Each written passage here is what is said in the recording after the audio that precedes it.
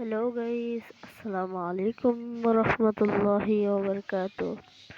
আশা করছি তোমরা অনেক ভালো আছো, আমি অনেক ভালো আছি। আপনাদের আবারও খুশি করতে আমরা চলে আসলাম।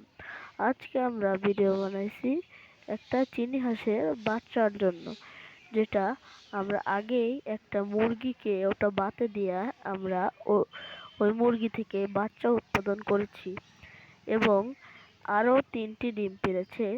চলুন দেখাই যায়। অনেক সুন্দর ডিম।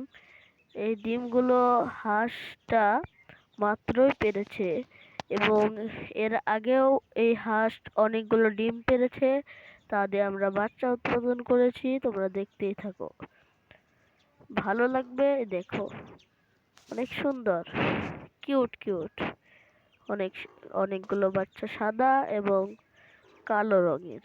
এবং এটা যে দেখছো মুরগি, এটা তাদের মা, কিন্তু আসলটা এই চিনি হাঁস এই ডিমগুলো পেড়েছে আর আমরা তা দিয়ে